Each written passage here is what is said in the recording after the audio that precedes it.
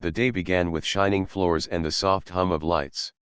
Outside, the city sky was gray, and a steady rain tapped against the glass walls. Inside the tall headquarters building, people moved with purpose. Screens showed the company logo. Fresh coffee filled the air with a warm smell. It was Tuesday, and the company had waited weeks for this one morning. Their CEO, Daniel Cross, would meet a team from France to confirm a big partnership in clean energy. Everyone wanted things to go right. Everyone told themselves to breathe and smile. But the rain kept falling, and small delays began to grow. Daniel arrived early. He wore a crisp suit and a look that tried to be calm. He walked through the lobby, nodded to the front desk, and took the elevator up. On the boardroom floor, assistants checked seating cards and water glasses. The legal team set folders in a neat stack and placed 2 pens by each pad. The tech crew tested the video screen again and again. "Bonjour," the event manager said to herself, practicing the greeting. "Merci, merci," she whispered, trying to get the sound right. Behind the glass wall, the skyline was misty and soft. Down the hall, a custodian named Sam Reed pushed his cleaning cart. He was finishing the night shift. He liked the quiet before sunrise, when the building felt like a sleeping ship and his footsteps were the only sound. He had spent years inside halls like this, and he knew the creaks of doors and the tiny whine of the elevator cables. He kept his tools tidy, cloths folded, bottles labeled, broom clean. His mop strokes were smooth and even, like painting calm across the floor. He enjoyed making things shine. He took pride in the simple promise that people would notice the room, not him, and feel at ease.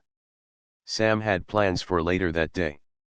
He would stop by the small bakery on 8th Avenue and buy a loaf still warm from the oven. He would call his granddaughter on the way home and ask how her school project was going. He would check the little herb pots on his windowsill and make sure the soil was not too dry. He liked routine. He liked the steady rhythm of work, rest, and care. Yet he also knew something else about himself. When trouble came, his mind went quiet and clear. He was not loud, but he was steady. In the boardroom, an assistant checked the guest list. She found a line that made her relax: the certified French translator, scheduled to arrive 45 minutes before the meeting, with a bright green badge waiting at the desk. She reminded herself that the translator would handle all the careful words. Legal terms mattered. A wrong word could cause a wrong idea. A wrong idea could cause a wrong promise. The assistant glanced at the rain again. Plenty of time, she told herself. Plenty of time.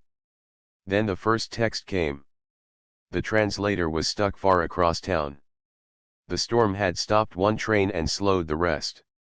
Still coming, the message said, but very delayed. The assistant read the words and felt a little pinch of worry. She told Daniel. He pressed his lips together and asked, "How delayed?" She told him she would check again in 10 minutes. He nodded and walked to the window, as if the rain would listen to him and ease up if he stared at it hard enough. In the hallway, people with lanyards moved faster. Someone whispered, "Should we reschedule?" The legal team shook their heads. The French partners had already arrived in the city the night before. There was a press photo planned for after the meeting. Camera crews had a schedule. A reschedule would cause a ripple of changes. "Let's be creative," the crew said. "It's temporary. We only need help for the first part." She smiled, but it was a polite smile meant for a fire drill, not a real fire. Sam was polishing the brass plate by the reception desk when he heard the front doors hiss open and a cluster of voices drift in.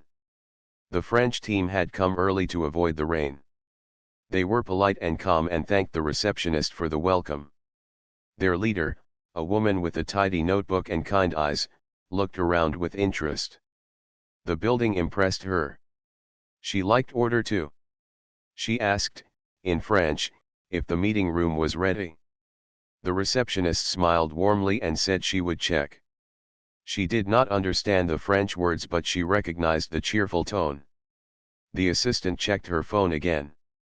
Another message, the translator was still stuck. Traffic was worse than expected. "I'm sorry," the text said. "Trying everything."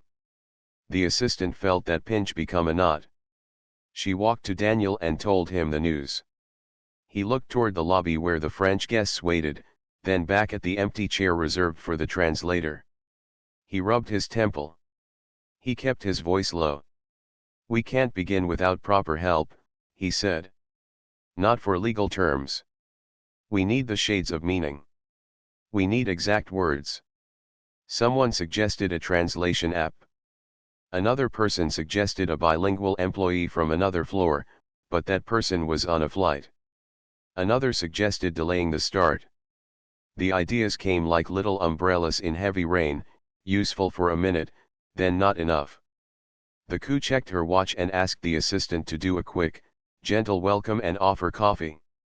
"Keep them comfortable," she said. "We'll have a plan in 5 minutes." Her tone was steady. Her eyes were not. Sam watched this quiet storm from the edge of the hall. He did not push forward. He knew his place in the building. But he also knew French. He had learned it as a boy from his grandmother, who spoke a soft blend of English and French at home. Later, in another city and another job, he had practiced it daily. He did not think of himself as special for knowing it. It was simply a skill he carried, like knowing how to fix a loose hinge or calm a flickering light. He listened to a few words drifting from the lobby and felt the old sounds settle into his ear. The receptionist, new to the job, tried to greet the guests with a phrase she had practiced from a video. She mixed 2 words and said something close, but not quite right. The French guests smiled kindly and nodded. They understood the effort. Even so, the small gap between what she meant and what they heard planted a seed of unease. They looked at the clock. They looked at the rain. Daniel walked into the hallway and took a deep breath. He was a smart man and a proud one, and he did not like feeling out of control. He thought about the investors he would speak to that afternoon. He thought about the clean energy project and the city leaders who wanted good news. He thought about how one clumsy sentence could turn into a week of fixing the tone and rebuilding trust. He thought about how leadership sometimes looked like standing tall and sometimes looked like asking for help. Sam looked down at his clean, well-cared-for cart. He checked the time. His shift was almost over. He could clock out, put on his hat, and step into the rain. He could go to the bakery and call his granddaughter. He could leave this little storm to the people with badges and titles. But he also saw the faces around him, the assistant's careful smile, the crew's steady voice, the receptionist's nervous hands. He heard the quiet in Daniel's pause. He did not want praise.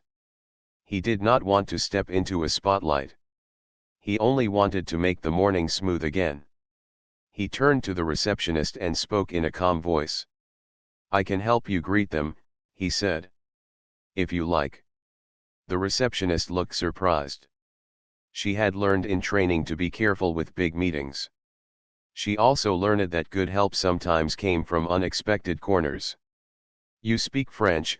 she asked, softly. "Yes," he said. His voice was simple and sure. She looked toward the coup, who looked toward Daniel. Their eyes asked, "Is this okay?" Daniel considered for the briefest moment. The sound of rain filled that small space. He gave a short nod. Sam did not rush. He wiped his hands, set his cloth back in place, and straightened his jacket. He did not try to look different from who he was. He walked to the lobby with a gentle, steady step. The French guests noticed him and lifted their heads.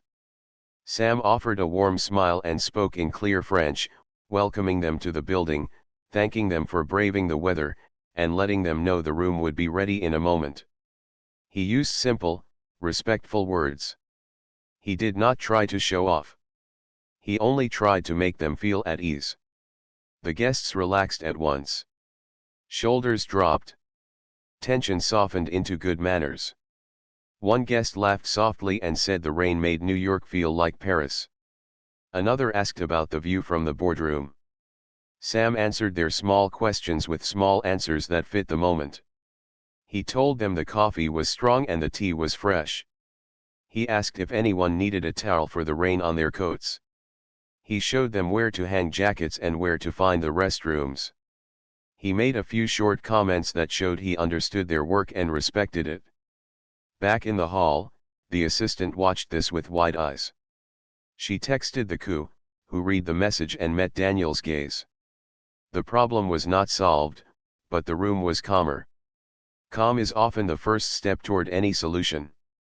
Daniel walked closer and listened to Sam guide the guests with ease. He noticed how the guests looked at Sam as if he were a natural part of the team. He noticed that Sam's voice carried both warmth and precision. He noticed he could breathe again. A member of the legal team approached the coup and whispered a practical point: if they planned to rely on Sam for anything beyond greetings, they would need him to sign a simple confidentiality form. The coup agreed at once. She did not want to make a scene.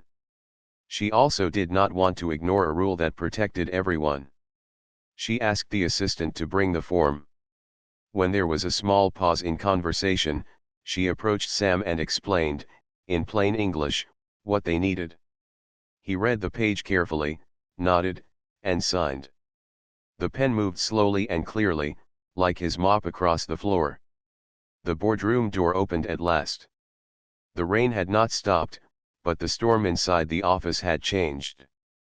People were still focused, but they were no longer tense. The French guests gathered their notebooks. The company team checked their files. The translator was still on the way, the text said, but the meeting would start on time with Sam helping them greet and settle. They would speak carefully. They would move step by step. They would protect meaning. As the group began to move toward the boardroom, Sam took half a step back. He had done what he came to do, make the first minutes smooth. He did not expect more. He did not seek more. Yet he also stayed close enough to help if someone called his name. He stood by the wall, near the umbrella stand, where he could see both the lobby and the door to the meeting room. His cart was clean. His tools were in order. His mind was clear. He felt the old calm that comes when things are almost, but not quite, under control. Daniel paused at the doorway and looked at Sam. Their eyes met for a brief, honest second. Daniel gave a small, grateful nod. It was not a long speech. It did not need to be. In that nod was a simple truth: help had come from a place he had not expected, at a time he needed it most. The door closed behind the group. Outside, the rain kept falling in soft lines. Inside, the meeting began. Words would matter. Tone would matter. Details would matter. But before all of that, one quiet choice had set a kinder shape to the day. A man who knew how to keep things tidy had kept a room of people from unraveling. He had used what he knew, in the moment it was needed, without fuss. And because of that, the company took its first steady step toward the deal they hoped to make. The meeting began with small polite smiles and the soft click of pens. The rain sounded like quiet static against the windows. Everyone took a seat. Name cards faced the center of the table. The screen showed the project title and a picture of wind turbines over a blue sea. The French guests placed their notebooks side by side and set their phones face down, which was their way of saying, "You have our full attention." Daniel looked at the chair meant for the translator and tried not to stare at the empty space above it. He told himself to trust his team. He told himself to trust the plan. But plans feel thin when language is missing. At first, they tried to move through the easy parts. The coup gave a brief welcome in English and thanked the visitors for coming despite the weather. A French guest spoke with a friendly tone in his language, and Sam, who had stayed near the wall, quietly gave a soft summary in English. His voice did not try to take charge. It simply carried meaning across the room like a steady bridge. People nodded. The room loosened a little. It felt possible to continue. Then they reached the first slide with numbers and dates, and the comm began to wobble. An operations manager opened a translation app on a tablet and whispered, "Just for backup." She spoke a sentence into the microphone about delivery milestones. The app translated a few words correctly, then chose a term that sounded right but meant something else. The French guests frowned. They were too polite to interrupt, but their eyes met each other for a brief, unsure second. Sam lifted a hand lightly and offered, "May I?" The crew nodded. Sam explained in clear French that the schedule shown was a target timeline, not a fixed promise yet, and he used the right phrase for provisional. The frowns faded. It was a small rescue, but it mattered. The legal team led the group to a part of the deck about risk and responsibility. A lawyer from Daniel's side wanted to say, "We are comfortable sharing liability in specific, listed cases." She read her sentence in English and paused. The room waited.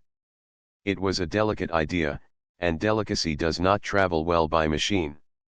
The app turned comfortable into a word that, in this context, sounded like carefree. That was the wrong tone for legal matters. The lawyer's chest tightened. The French counsel glanced down at his notes and drew a small question mark. Sam stepped forward a little and gave a clean version. He chose a word that meant prepared rather than relaxed. The French counsel's pen moved. He wrote a small check mark. The air eased again. Another bump arrived, bigger this time. A vice president on Daniel's team tried to express the idea of warranty versus guarantee. He meant to say that the company stands behind its product and will fix problems within a set period, with clear steps to follow. But the French language has close terms that sit near each other and then split apart under legal light. The VP smiled, trying to sound friendly, and used the wrong one. It sounded like he promised a broader promise than the company could make. It was an honest mistake, but the risk was real. The French lead sat back. Her smile stayed, but it became careful. Daniel felt his pulse in his throat. Sam did not rush. He asked, in French, if he could clarify a term with the counsel on both sides. He spoke slowly, used short sentences, and gave an example with a simple device everyone knew, like a laptop with a battery warranty. He showed where the line stood and why it stood there. He did not argue for one side. He held a small lamp over the words so everyone could see them clearly. The French team nodded. The VP nodded too. His shoulders dropped a little. "Thank you," he whispered across the table. Sam gave a small nod back and stepped one pace away again, like a stagehand after straightening a prop. Even with these saves, the room could feel the tension building. People were kind. People were patient. But patience, like a candle, burns down if you do not feed it. Coffee cups emptied. The rain did not let up. A distant siren rose and fell, then faded into quiet again. A clock ticked under the hum of air vents. The translator texted another update, "Still stuck, not sure when free." The assistant read it and swallowed. She did not say the words out loud. She did not need to. The deputy in charge of communications whispered that the press slot would not move. If the meeting did not progress, there would be a photo with no truth behind it. That would be worse than no photo at all. The coup looked at legal and asked in a calm voice, "What do we need to keep using Sam beyond greetings?" The general counsel answered without drama. They needed to mark him as an emergency consecutive interpreter for this meeting and place his signed confidentiality form in the file. The assistant had already collected that signature, but the designation needed a line in the notes. They wrote it down. They asked Sam if he was comfortable. He said yes. He did not make it a big moment. He looked at the French counsel and asked if this was acceptable to them. The counsel said, "Oui," with a grateful little bow of the head. A clear path formed, narrow but real. With the path set, they tried again. The French lead explained a concern about data security for sensors in their wind units. She spoke about where the data would live, who would see it, and what would happen in an outage. She used a phrase that, in English, could be read as intimacy of data, which is a poetic way of saying sensitivity. The machine app tried to help.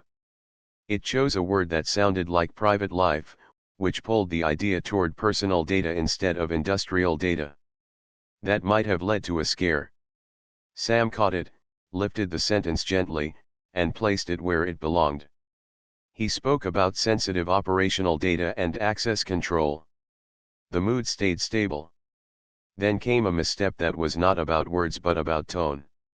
A manager on Daniel's side, nervous and trying to lighten the room, made a small joke about high school French. It was not meant as an insult. It was meant as self-humor. Yet jokes can tilt the floor in a room when people are careful with each step. The French team smiled, but their smiles were thin. Silence fell for 2 beats. The joke did not travel. Daniel felt a flash of heat on his face. He did not want this. He did not want small things to undo big efforts. Sam stepped in as if he had planned it. He smiled kindly and, in French, praised the visitors' long record of innovation in their field. He mentioned a project of theirs by name and said the team here had studied it with respect. He did not correct the joke. He did not scold anyone. He simply changed the frame. Now the room was about mutual respect again. Jokes shrink in a frame like that. They become small and harmless. The French lead's eyes warmed. The manager who had joked kept his eyes on his notebook and gave a small nod of thanks. They went on to budgets. Numbers, at least, share one language. But even numbers have words around them. A cost line meant estimate, not cap. A date meant no earlier than, not no later than. A penalty meant liquidated damages, not punishment. The machine app kept trying to help with a kind heart and a plastic brain. It turned no earlier than into at least by, which said the opposite of what was true. Sam let each line land, then repeated the key phrase in both languages, short and exact, until all heads were nodding in the same rhythm. He asked people to slow down when a sentence ran ahead of the meaning. He did not rush himself. He modeled patience. The room followed his pace the way a crowd follows a steady drummer. The French team asked about side permits. Their lead used a phrase that, back home, carried the idea of paperwork burden. The app heard it and tried paperweight, which would have been funny if the moment were not so important. The coup felt a laugh rise in her chest and pushed it down gently. Sam translated the real idea and added a small note: this city sometimes required both a city permit and a state review. He suggested listing each in the timeline so no one would be surprised. A project manager from Daniel's team looked at him as if seeing him for the first time. That is exactly right, the manager said. We should add it. People wrote notes. A small win is still a win. The most fragile moment came when the French council raised a point about force majeure, the list of events that excuse delays. He used calm words and a neutral tone. Still, everyone felt the room lean in. He named storms and labor strikes. He also named cyber attacks. The company's lawyer wanted to agree in principle but needed careful limits. She spoke in English, sent the sentence through the tablet, and watched, helpless, as it came out bent. It sounded like she wanted to excuse any delay with a wide net. That was not what she meant. The council's eyebrows lifted in surprise, not anger, just surprise. The air felt thin, as if someone had opened a window. Sam breathed in slowly. He asked to repeat the sentence and then set it down in French step by step. He placed gentle borders around it with words that meant reasonable, documented, and industry standard. He asked the French side, with respect, if listing a few examples would help both teams feel safe. The council thought for a second and said yes. He liked examples. Examples turn fog into shape. The lawyer wrote 2 bullets. Sam read them in French. The counsel added 1 more. They all nodded. The window closed. The air warmed again. Even with the saves, time was moving. The photo window was drawing near. A communications aide tapped a watch face twice and showed the coup. The coup gave a short, polite keep-going gesture. Daniel's shoulders were tight. He had not spoken much. He was letting the experts do their work. But he felt the weight of it. He felt how the day could still slide sideways. He looked at Sam, who stood like a steady post at the end of the table, and saw no show, no drama, only care. A small near accident happened then. Daniel, eager to signal flexibility, said, "Do whatever it takes to make this work." It was a common expression. It was a leader's way of saying, "We will try hard." But in quick translation, without context, it could sound like cut corners. That would be the wrong message to send across a table of serious people. Sam did not pass the sentence through as is. He paused, met Daniel's eyes, and asked softly, "May I phrase this as allocate the needed resources and follow your standards?" Daniel blinked and said, "Yes." That. Sam did so. The French lead's face brightened with relief. She had wanted to hear that exact promise. Another message arrived from the translator, "Traffic at a standstill. Still coming if you still need me." The assistant breathed out, long and slow. She looked at the clock. By the time the translator arrived, the meeting would be near its end. The path they were on would have to carry them all the way. She looked around and realized that, somehow, it already was. The group had moved through slides that once looked like walls. The walls had become doors. The doors had opened with careful words and simple patience. And yet, a final pressure pressed in from 2 sides.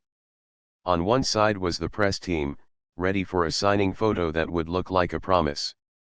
On the other side was the legal truth. There were still 2 lines in the document that needed more work, and no one wanted a picture to outrun the words. The coup asked for a short break. Everyone stood, stretched, and walked a step or 2. The rain softened to a hush. Sam stepped to the window and looked at the gray city. He thought about how far careful talking had brought them in 1 hour. He also thought about how the last steps often matter more than the first ones. During the break, Daniel walked over to Sam. He kept his voice low. He said, "Thank you." He did not say much more.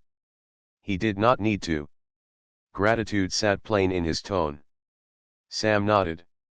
He said, "We are close." Daniel asked, "How do we keep this simple and safe for both sides?" Sam looked at the stack of marked pages. He thought of the 2 lines that needed a clean, shared shape. He did not have the full answer yet. But he had the start of one, read back the key terms in both languages, agree on a short summary everyone could initial, and set a near date to turn that summary into final language. It would be careful. It would be honest. It would keep the day moving without pretending the work was over. The break ended. People sat again. The pens were ready. The space at the table felt steadier, as if the legs had been checked. The faces around the room were tired in a good way, like sailors who have rowed in rhythm. They were ready for one more push. The 2 lines on the page waited like a small, important bridge. It would need words placed with care, the way a mason lays stones by hand. The room grew quiet. Sam lifted his notebook. The next choice would decide whether this morning became a story of near miss and retreat or a story of steady heads and a safe path forward. The break ended, and the room felt like a stage waiting for its next scene. People settled into their chairs with new focus. The 2 hard lines in the document still waited. They were small on paper, but they carried a lot of weight. If those lines stayed unclear, the whole plan might wobble again. If those lines became simple and exact, the morning could move forward with a steady heart. Sam stood a little closer to the table now. He had kept a respectful distance before, but the work ahead needed his full attention. He did not change his calm. He did not change his quiet way. He simply brought his notebook and a working pen. His jacket was the same. His shoes were the same. His careful eyes were the same. What had changed was trust. The room now trusted that his words would carry meaning, not noise. The French lead spoke first. She pointed to the section about performance guarantees. Her tone was polite and firm. She said they needed to be sure they understood the promise on both sides in the same way. She did not want a large idea to hide inside a small word. Sam listened and gave her words in English with the same care she had used. He did not only translate the content. He also carried the tone. That is what makes people lean in rather than lean away. A lawyer on Daniel's side nodded and said they agreed with the need for clarity. She spoke about the goal of making the promise strong, fair, and workable. She said they could accept a clear warranty with steps and limits. She also said they could not accept a wide, soft promise that had no borders. The translation app might have made this feel sharp or vague. But Sam used plain, straight words. He spoke in short lines that clicked into place like blocks: what is covered, how to report, how fast the fix, what counts as normal wear, what counts as a defect. Heads nodded. Pencils moved. Then Sam did something small that mattered. He asked both sides a kind, simple question: would it help if we make a short, 2-column page with the key terms in both languages, side by side? He showed his notebook. He drew 2 neat columns. On the left he wrote English. On the right he wrote French. He left space between each line. He said, we can write the word, the meaning we agree on, and, if needed, one short example. He did not say, this is the only way. He said, would it help? The room liked that shape. It felt like safety you could see. Daniel watched this with quiet relief. He had spent years in rooms like this. He knew that big progress often comes from humble tools, a pen, a clean page, and a steady pace. He also knew the cost of getting this wrong. If they messed up a word, the fix could take weeks and harm trust. If they got it right now, they would save time later. He saw that Sam understood this too. The French counsel described a narrow path they could accept. He used a phrase that, translated by a machine, might sound fancy and vague. Sam turned it into simple English: we accept a promise to repair or replace parts that do not meet the listed performance within the set period, if we report in time and follow the steps. We do not ask for a wider promise that covers things outside your control. The general counsel for Daniel's side nodded. She said, yes, that is close to what we mean. She adjusted one line about time limits. Sam added the change to his draft. He kept the lines clean. Now came a second, smaller storm: fear of blame.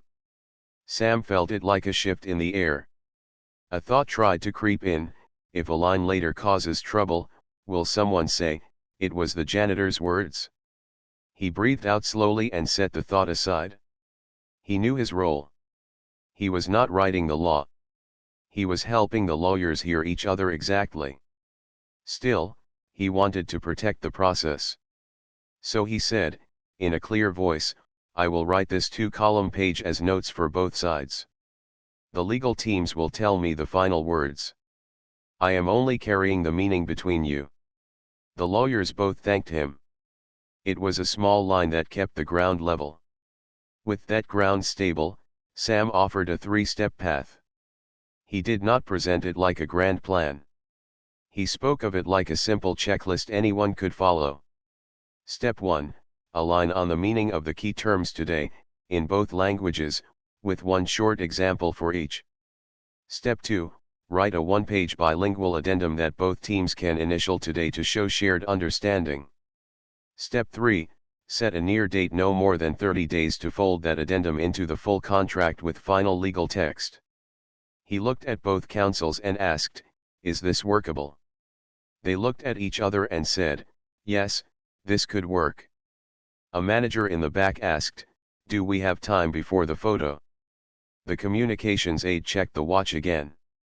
There was not much time, but there was enough for a clean draft if everyone kept to the pace. The coup said, "Let's move with care and speed." Those two words are hard to hold together. But the room was ready to try. As they began, a quiet piece of Sam's past slid into place and helped him. Years ago, he had worked in a hospital in Montreal. He had learned to speak with nurses, doctors, and patients who spoke different languages. He had learned to repeat, check, and confirm without making people feel small. He had learned that a soft tone and a clear line can calm a hard moment. He had also picked up terms from the world of machines and data from years listening to tech crews. He did not think this made him special. He thought it made him useful right now. He wrote the first term, performance guarantee/assurance to performance. Under it he wrote the shared meaning they had agreed on in plain language. He left out extra words. He gave one example: if the unit produces less than X over Y days under normal conditions, we repair or replace within Z days after notice. He checked with both councils. He spoke the line in English, then in French, with the same slow rhythm. They both agreed. He drew a small square to the far right of the line, where people could place their initials later. He wrote the second term, warranty/guarantee. He set its borders, parts and labor for a clear period, steps for service, what voids the promise, what does not. He said, "Please add or adjust." The French lead suggested adding a note about approved service providers. The General Counsel added a line about parts made by third parties. Sam wrote both and read them back. The French Counsel smiled and said, "Exact." That small word felt like a light. He wrote the third term, goodwill fix/gests commerciaux. This one was tricky because it is more about tone than law. Sometimes a company helps a client even if it is not required, for the sake of the relationship. But such a kind act must not become a permanent promise. Sam explained this and wrote a short line, optional, case-by-case help beyond formal warranty, at our discretion, without changing contract terms. Both sides liked having this truth on the page. It kept future feelings from turning into future fights. He wrote the fourth line about reporting and steps. He listed how to report a problem, what information to include, and how fast the first response would come. He suggested a simple email template with fields for date, unit ID, and a short description. He had seen chaos shrink when forms were clear. He added, "If the issue is urgent, call this number after sending the form." The operations manager whispered, "We can set that up." The French team nodded, glad to see action inside the words. He wrote the fifth line about force majeure.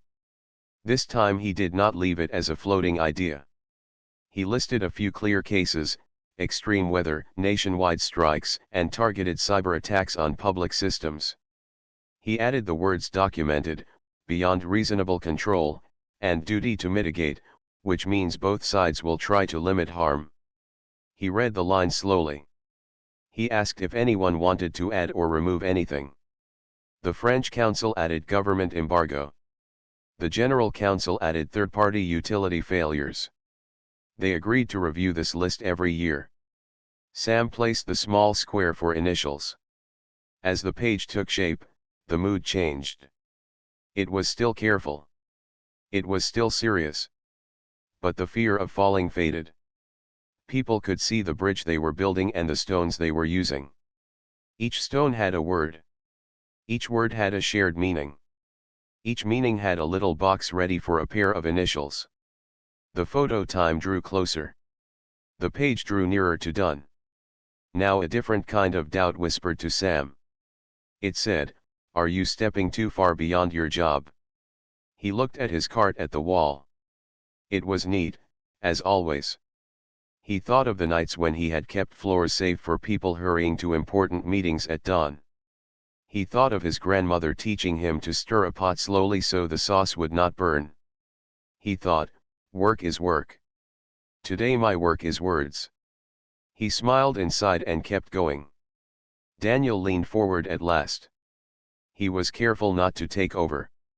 He asked Sam, would you please add one line about the path from this page to the full contract? Sam wrote, this page is a shared summary of meaning for today's discussion.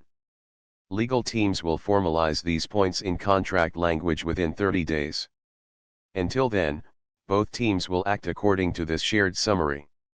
He asked both counsels if they could accept that. They both agreed, with the note that the full contract would control once signed. Sam added that line too. The assistant brought a portable printer on a cart. She printed 2 copies of the one-page draft. The paper was warm. Sam checked both pages for small slips. He checked numbers, commas, and accents. He laid the pages on the table like a baker setting down 2 loaves. The room gave a tiny, shared sigh. Shall we read it out loud, both languages, before we initial? Sam asked. It was not a rule. It was simply wise. The French lead read the French column with clean, steady sound. Sam followed with the English column. When a word felt heavy, he slowed. When a line was simple, he kept it smooth. When they reached the end, no one spoke for one beat.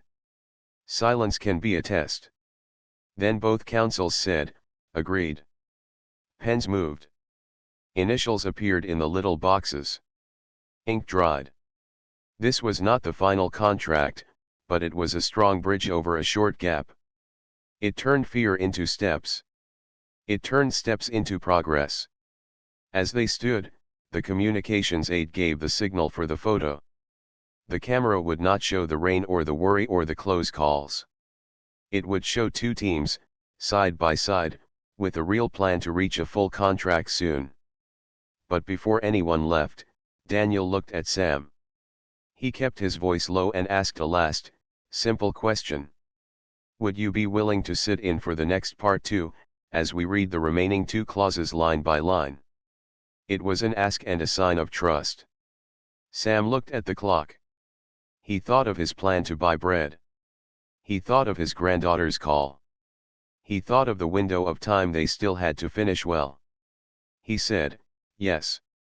Let's finish this the right way. The group moved toward the door for the photo and the short break that follows. The boardroom would soon fill again for the final test, to take the clear page they had made and hold that same clarity under the last and hardest lines. The rain outside had softened to a fine mist. The city lights shone through like small stars. The turning point had arrived, and it had been made with pens, patience, and a man who knew how to keep both floors and words from slipping. The next hour would show if that calm could carry them all the way across. The cameras flashed, and for a moment the day looked easy. Smiles were practiced, shoulders were square, and the 2 teams stood side by side as if they had planned every step. But when the photo ended and everyone returned to their chairs, the careful work began again. The page with the 2 columns lay in the center like a small island of calm. Around it, there were still waves to cross. Sam took his place near the end of the table, notebook open, pen ready. He felt the weight of the hour but not the fear. He reminded himself of 3 simple rules: listen fully, speak plainly, and check understanding. He had used these rules on noisy hospital floors and quiet midnight halls. He would use them here too. The coup suggested they start with the 2 remaining clauses. The first was about where data would live and how it would be guarded. The second was about how changes would be approved during the project. Both clauses could be simple if handled with care, or messy if rushed. The French lead nodded, and the General Counsel agreed. They began with data. The French counsel spoke in measured French about servers, backups, and audit trails.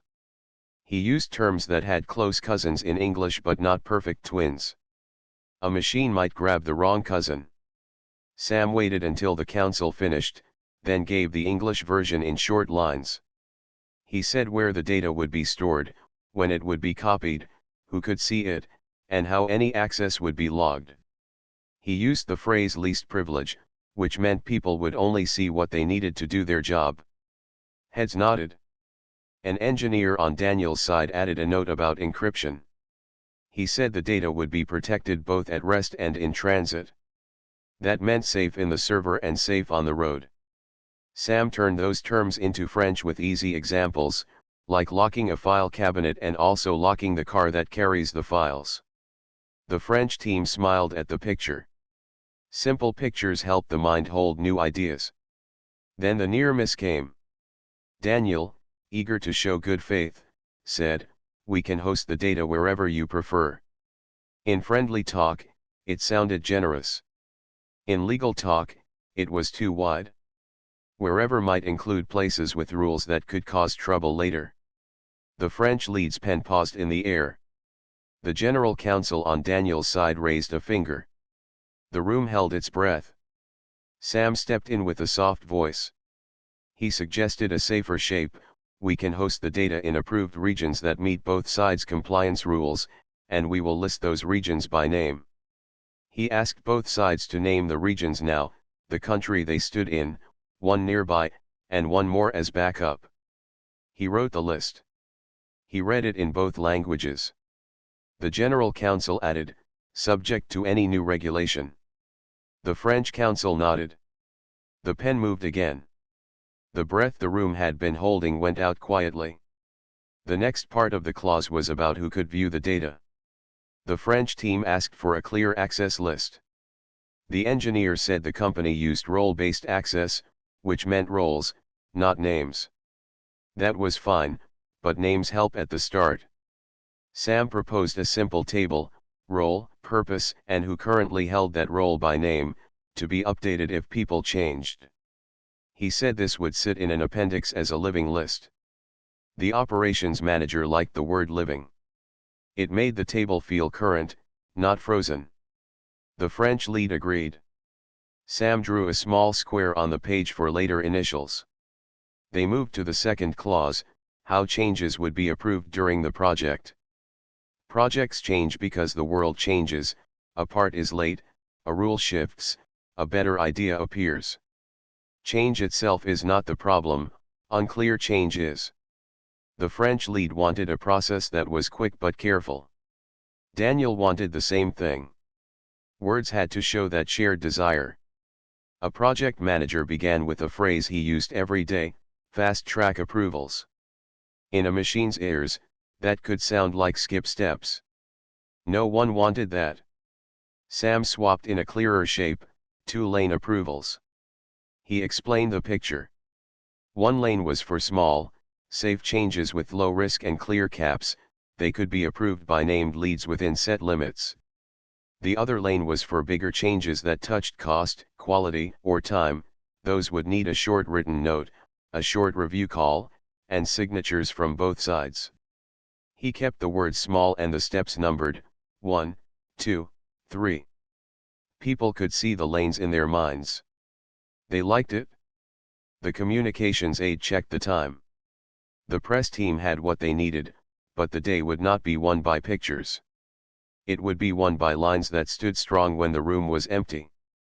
The coup asked, "Shall we draft a short addendum that holds these two clauses in both languages, like the page we made earlier?" The counsels agreed. Sam drew a clean header, the kind that tells a page to sit up straight. As he wrote, the door opened. The professional translator finally arrived, damp from the rain and a little out of breath. She carried a neat case and an apologetic smile. The assistant greeted her kindly and explained that the meeting was well along. The translator looked at the 2-column page and the new draft on the table. She read a few lines, then looked up at Sam. Their eyes shared a quick, quiet understanding. This was not about pride. It was about care. "Would you like to sit next to me and review as we go?" Sam asked. "Please," she said. They became a small team inside the larger team. With 2 skilled listeners now at the table, the pace settled into something strong and smooth. Sam read a line in French. The translator nodded or tapped a word to sharpen it by a hair. Sam would adjust. Then he read the English line. The General Counsel or French Counsel would add a tiny piece, and Sam wrote it down.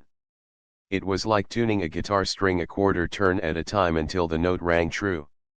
No one rushed. No one grandstood. The clock kept time. The work, not the clock, set the beat.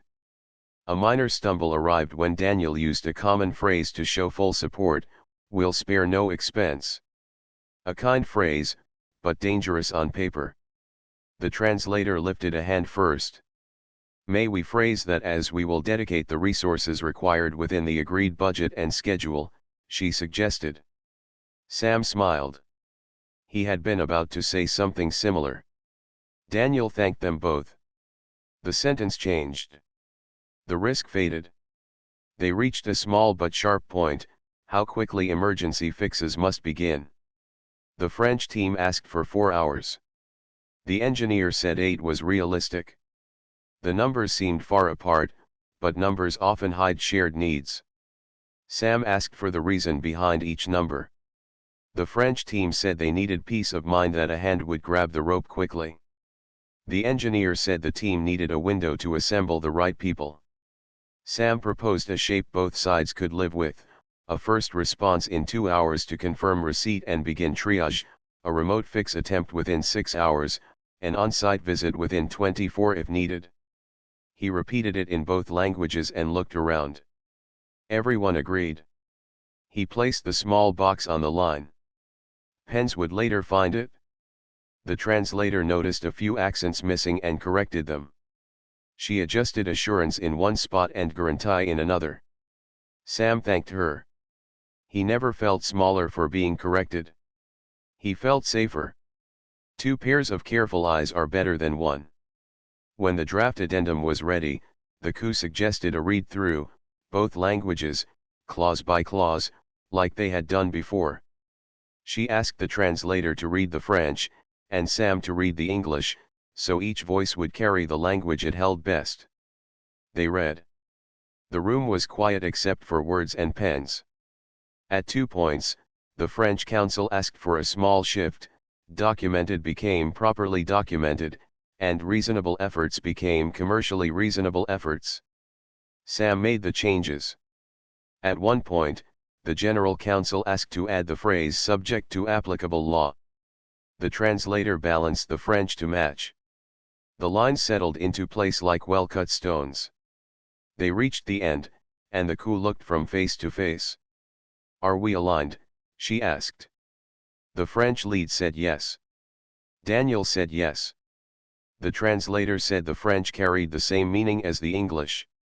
Sam said the English carried the same meaning as the French. The General Counsel placed the addendum next to the 2-column page. The stack looked small, but it held a lot of gentleness and a lot of work. Before anyone signed, Sam asked for one more small protection.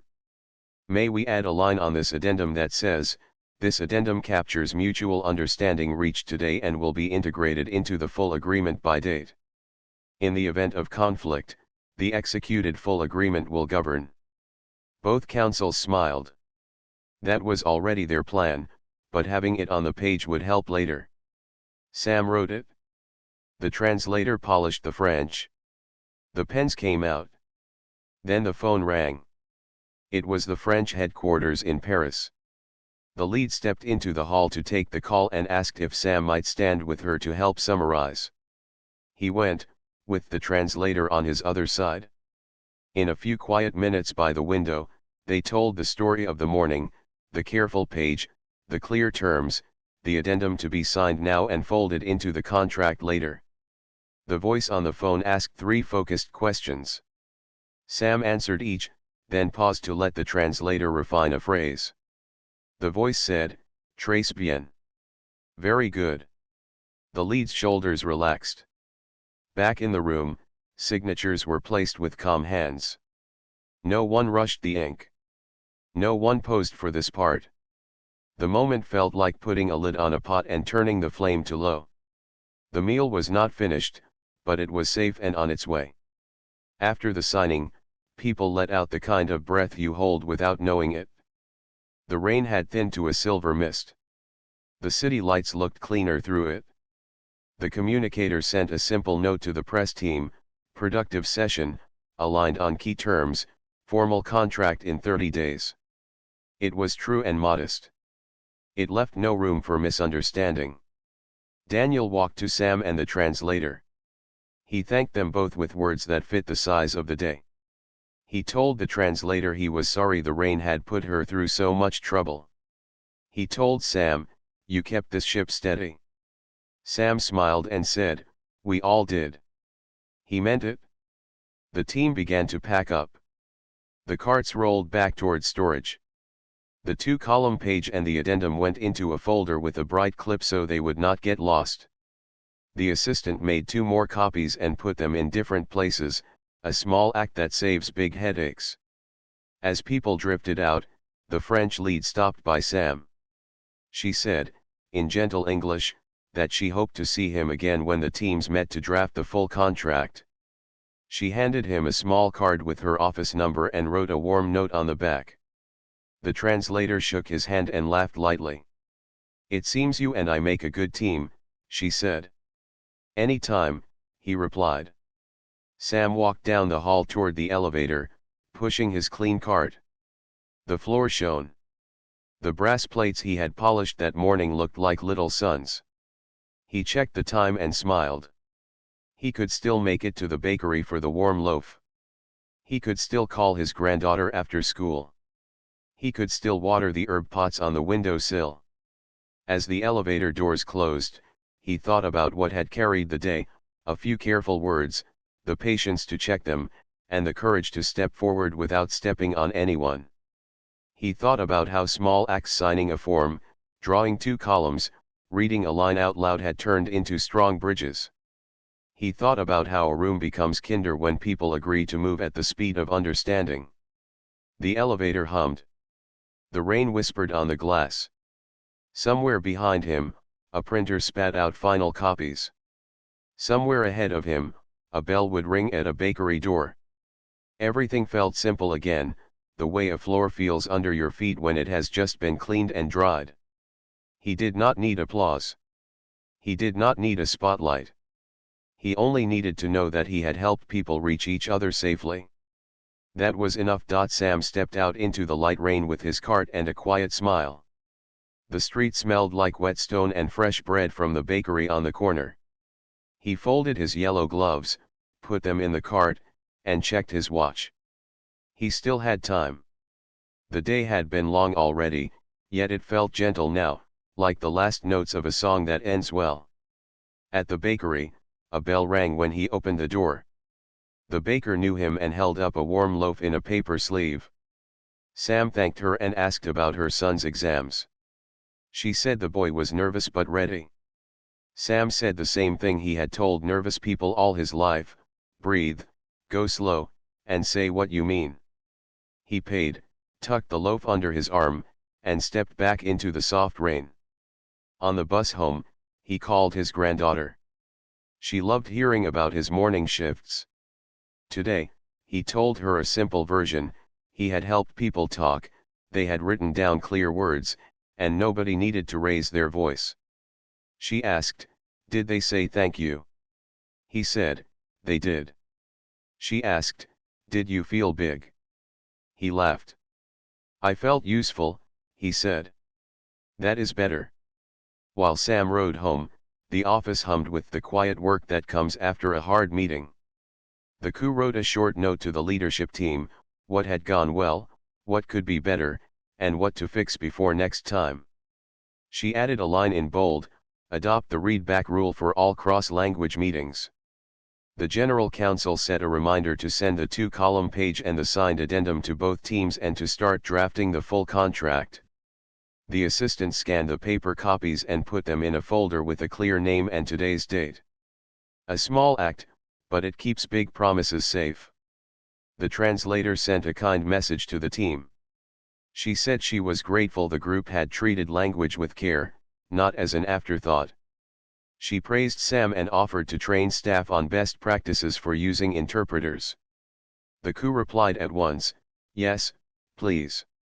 Daniel went back to his office and shut the door for 5 minutes.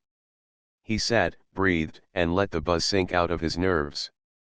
He was proud of the deal, but even more, he was proud of how the room had behaved when things got hard.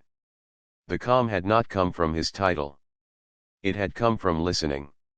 He wrote a short note to himself and pinned it above his desk: "Speed is good.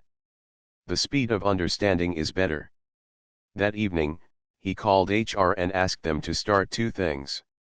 First, an emergency language access policy with simple steps: how to find help, how to approve it quickly, and how to protect privacy. Second, a hidden skills survey so people could share abilities not listed in their job titles: languages, certifications, first aid training, sign language, even hobbies that might help in a pinch. HR said they would send a first draft by Friday. The next morning, Daniel asked if Sam could stop by for a quick chat before his shift ended. Sam came in with clean shoes and a steady smile. He looked the same as always, but there was a small pin on his badge that the coup had handed him: language liaison, on call. Daniel thanked him again. He asked how Sam had learned French. Sam told him about his grandmother's kitchen, the warm mix of languages in New Orleans, and the years in Montreal where words were tools he used every day. Daniel listened. Then he asked if the company could pay for a short certification course for Sam so he would have a formal credential to match the skill he already had. Sam said he did not need a title. Daniel said, "You do not need it, but you deserve it." Sam nodded once. "All right then," he said. Across the ocean, the French team sent a note on letterhead. It was short and warm: "We appreciated the care, clarity, and respect your team showed. Please thank Mr. Reed for his calm help." They also attached a schedule for the next steps. The full contract meeting would be in 28 days, with a draft review in 2 weeks and a technical call in between.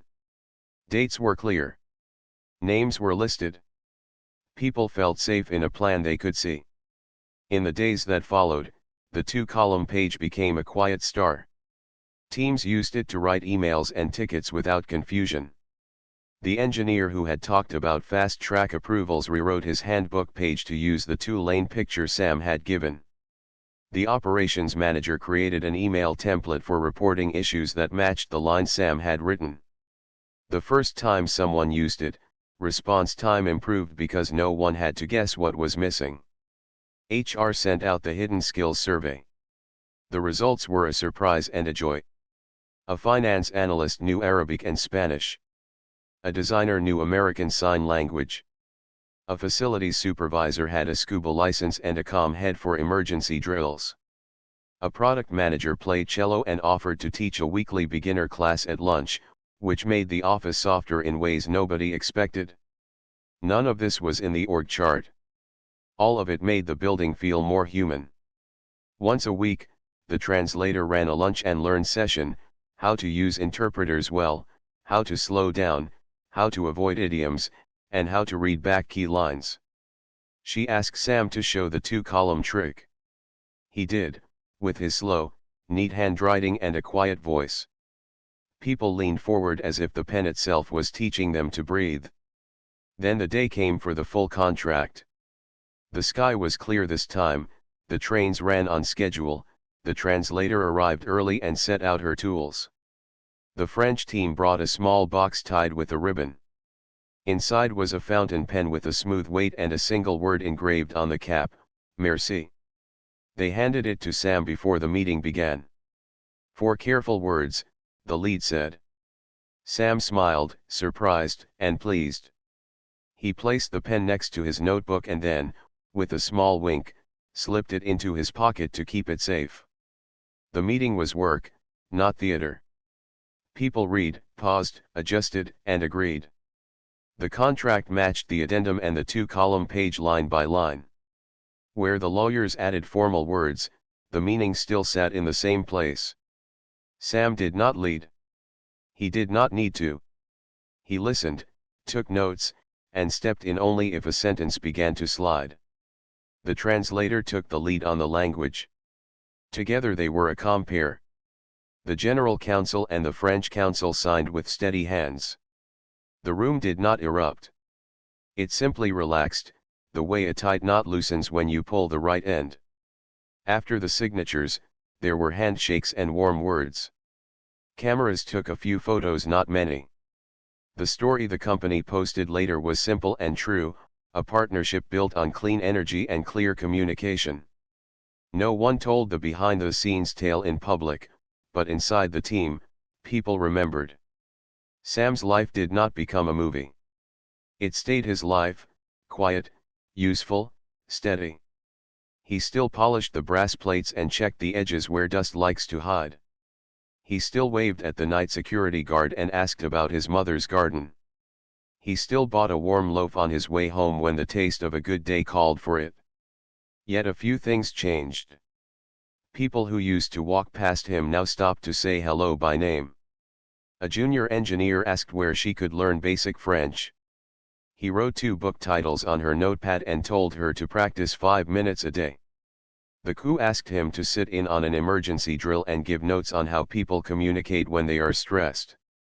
He said yes and suggested a simple rule: in a tense moment, one voice talks, one voice repeats the key line, and one person writes it down on a board. It sounds slow, he said, but slow is smooth, and smooth is fast. His granddaughter told her class about her grandfather's quiet day that turned important. The teacher asked if she had learned anything from it. She said, "When you are scared, talk slow. When you are sure, check anyway. When you can help, help." The class clapped because the lines were short and true. On a wall near the elevators, the company put up a small poster that said "Skills Beyond Titles." Under it was a list of languages spoken in the building and a link to call for help. The poster was not flashy. It was just a good sign in the right place. Next to it, the assistant pinned a copy of the 2-column page, with private details removed, so new staff could see the little boxes and understand why reading back matters. 6 months later, the partnership launched their first joint project site. The ribbon was cut by city officials, the wind spun the blades, and the monitors in the control room showed clean numbers. In a corner of the control room, a laminated copy of the 2-lane approvals rule sat in a binder. A new hire pointed at it and asked, "Who wrote this? It is so clear." A manager smiled and said, "A lot of people, but the idea came from a friend who likes straight lines." Somewhere in a desk drawer back at headquarters, the folder from that rainy morning remained in order, the NDA Sam signed, the emergency note authorizing him for the meeting, the 2-column sheet with neat handwriting and little squares, the warm addendum with 2 languages and careful accents, the final contract with thick paper and clean signatures. If anyone ever asked, the company could show the chain of care. Stories are nice, but records are proof. One evening, much later, Sam finished a quiet shift and took one last walk down the hall. He checked the corners, straightened a chair, and eased a door closed so it would not click loud in the night. He passed the boardroom and saw his faint reflection in the glass, an older man with careful eyes and a small pin on his badge. He thought about the day the rain came hard and the words came harder, and how a room full of people decided to move at the speed of understanding. He did not feel like a hero. He felt like a craftsman who had used his tools well. He pushed the cart toward the elevator. A young intern came around the corner and almost bumped into him. "Oh. Sorry, Mr. Reed," she said. "I was thinking about tomorrow's meeting with the suppliers." He smiled and asked if she felt ready. She said she did, but she was worried about a few terms. He told her, "Write them in 2 columns. Read them out loud. Put a little box next to each. It helps." She laughed and said she would try it. The elevator doors opened with a soft ping. As the doors closed, he looked once more at the shining floor. It reflected the lights in long, clean lines. That is how the day felt to him now, long, clean, and clear. The building hummed. The city outside breathed. And somewhere, carried on paper and in people, the simple habits of listening, checking, and writing plainly kept doing quiet work. That was the real end of the story, and also its beginning, because every day needs those habits again. When Sam stepped into the cool night, the sky had cleared. Stars pricked through the dark like small, honest points. He put his hat on, tucked the warm loaf under his arm, and headed home. He had done his work. The rest of the world could rest easier because clear words had found the right place to live.